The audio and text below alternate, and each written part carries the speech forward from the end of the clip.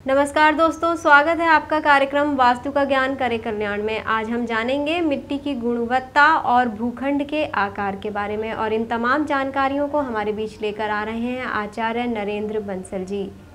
आचार्य जी, आपका हमारे इस कार्यक्रम में बहुत बहुत स्वागत है। आचार्य जी, आपने जो 11 पॉइंट्स हमें बताए उसमें हमने सिर्फ अभी तक दिशाकरण के बारे में जाना। तो सबसे पहले तो आज हम जानेंगे कि जो मिट्टी है उसकी गुणवत्ता को कैसे जाना जा सकता है। वास्तुशास्त्र में मिट्टी की गुणवत्ता पर विशेष ध्यान दिया गया है। मिट्टी सफ़ेद हो, लालिमा लीवी हो, पीली हो और पानी डालने के बाद उसमें खुशबू सी आए, खुशबू आए और वो उपजाऊ हो, तो वो उस स्थान पर भवन बनाना, भवन का निर्माण करना, फैक्ट्री का निर्माण करना अति शुभ होता है। लेकिन जो मिट्टी जिस प्लॉट की या जिस स्थान पे आप अपना कंस्ट्रक्शन करने जा रहे हैं, वो मिट्टी वहाँ की काले रंग की हो, उपजाऊ ना हो, दुर्गंध वाली हो, ऐसी स्थान पर, ऐसी मिट्टी पर अपना कोई भी निर्माण कर रहे हैं, भवन बनाना, फैक्ट्री बनाना, कोई भी कार्य करना अशुभ होता है। शुभ मिट्टी होती है तो शुभ प्रभाव देगी, अशुभ मिट्टी होती है अशुभ प्रभाव देगी। मिट्टी की डेंसिटी पर भी वास्तुशास्त्र में विशेष चर्चा की गई है। घनत्व के बारे में काफ़ी डिटेल से बताया गया है। मिट्टी की डेंसिटी के लिए आज भी जो मल्टी स्टोरीड बिल्डिंग बनाई जाती हैं उनको भूकंप रोधी बनाया जाता है, क्योंकि भूकंप आए और उसका उन पर प्रभाव ना हो, उसके लिए मिट्टी की डेंसिटी को प्रयोगशाला में टेस्ट किया जाता है, लेबोरेटरीज में उसको टेस्ट किया जाता है। उसके उपरांत ही वहाँ पर वो बिल्डिंग बनाई जाती है। हमारे शास्त्रों में मिट्टी के घनत्व को जानने के लिए कुछ साधारण से नियम, साधारण सी तरीके बताए गए हैं। आजकल तो लेबोरेटरीज में मिट्टी के घनत्व डेंसिटी को टेस्ट किया जाता है, लेकिन हमारे शास्त्रों में बहुत सिंपल से, जिन्हें हर आदमी कर सकता है, ऐसे कुछ नियमों को बताया गया है। किसी भी प्लॉट का आपको उसकी मिट्टी के बारे में डेंसिटी निकालनी हो तो उसके बीचों बीच, जैसे मैंने आपको पिछले एपिसोड में बताया कि ब्रह्म स्थल पे आप कोई भी एक गहरा सा गड्ढा बनाए, 1 हाथ लंबा, 1 हाथ चौड़ा और 1 हाथ गहरा, वहाँ एक गहरा सा गड्ढा बना लें और उस मिट्टी जो उसमें से निकली है, गड्ढा बनाने के उपरांत उस मिट्टी को उसमें भर दें। अगर मिट्टी उसमें पूरी भर जाती है और उसके बाद बच जाती है तो वो बहुत ही शुभ होती है। उस स्थान पर भवन का निर्माण करना अति शुभ होता है। यदि उसमें मिट्टी, गड्ढे में मिट्टी भरी जाए और वो गड्ढा पूरा भर जाए लेकिन मिट्टी उसमें ना बचे, तो वो ज़मीन, वो प्लॉट मध्यम श्रेणी की होती है। लेकिन वहाँ पे मध्यम श्रेणी से तात्पर्य है कि आप वहाँ भी निर्माण कार्य कर सकते हैं। उतना शुभ तो नहीं है, लेकिन आप वहाँ निर्माण कार्य कर सकते हैं। लेकिन ऐसी स्थिति कि जहाँ पे गड्ढा किया जाए, गड्ढा में मिट्टी दोबारा भरी जाए और मिट्टी पूरी भरने के बाद भी गड्ढा रह जाए, तो वो अशुभ होती है। ऐसी स्थिति में कभी भी निर्माण कार्य नहीं करना चाहिए। इसका एक दूसरा प्रयोग बताया गया है शास्त्रों में। इसी प्रकार जैसे मैंने आपको पिछले अभी बताया कि 1 हाथ लंबा, 1 हाथ चौड़ा और 1 हाथ गहरा गड्ढा कर लें और शाम के समय उसमें पानी भर दें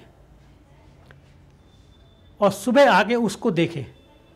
अगर उसमें पानी कुछ बच गया है उस गड्ढे में, तो वो ज़मीन, वो प्लॉट बहुत शुभ होता है। उस पर कोई भी निर्माण कार्य करना, उससे मिलने वाले रिजल्ट्स को भी हमें वृद्धि करती है, शुभ रिजल्ट्स में वृद्धि होती है।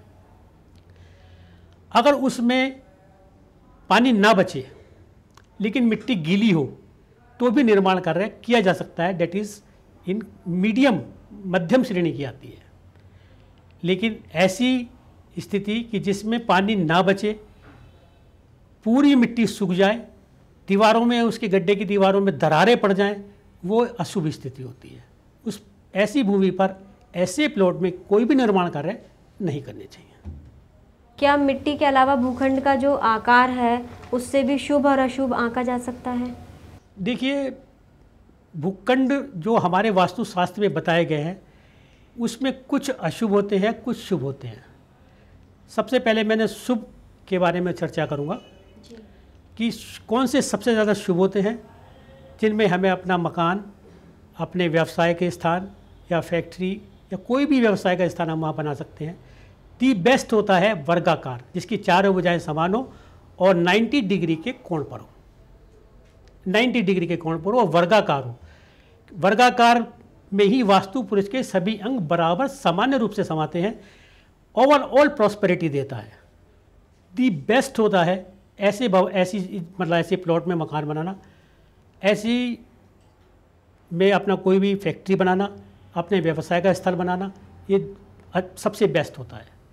एक दूसरा होता है आयताकार, रेक्टेंगुलर, जिसकी दो भुजाएं समान हो, यानी दो भुजाएं समान छोटी हो और उनका जो अनुपात हो 1:2 में हो। मान लो कोई 10 फुट लंबी है तो दूसरी जो है 5 फुट होनी चाहिए।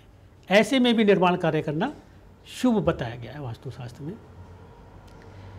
तीसरी होती है, एक सिंहमुखी होती है और एक होती है गौमुखी।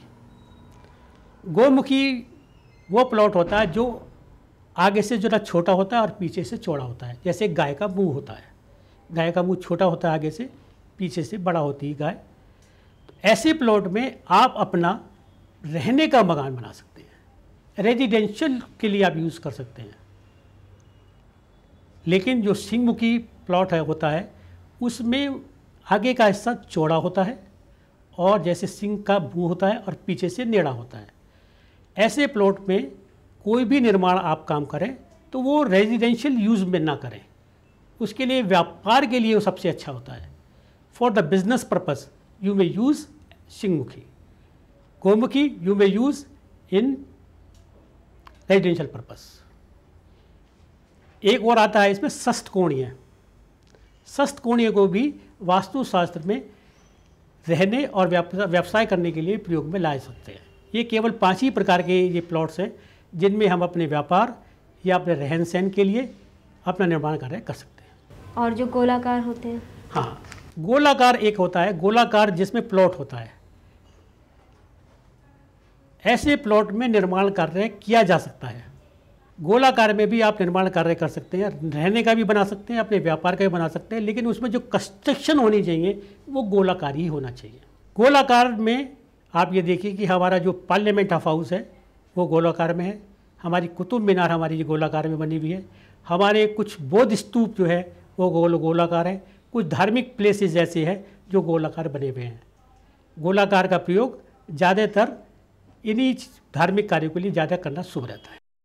रेजिडेंशियल करना हो तो उसको केवल आप वृत्ताकार ही स्थिति में बनाएं, चकोर या आयताकार ना बनाएं। आचार्य जी, अभी हमने चर्चा करी कि किस तरह से जो शुभ भूखंड हैं उन पर हम निर्माण कार्य करा सकते हैं। अगले एपिसोड में हम चर्चा करेंगे कि किस तरह से अशुभ भूखंडों पर भी हम निर्माण कार्य करा सकते हैं। आपने इतनी अमूल्य जानकारी हमें दी, उसके लिए आपका बहुत बहुत धन्यवाद। तो दर्शकों, यदि आपकी भी वास्तु से जुड़ी कोई समस्या है तो आप हमें फ़ोन कर सकते हैं, आप हमें ईमेल भी भेज सकते हैं। यदि आप आचार्य जी की कोई विज़िट कराना चाहते हैं तो आप हमें संपर्क कर सकते हैं। तो फिलहाल इतना ही, अब हमें दीजिए इजाज़त। नमस्कार।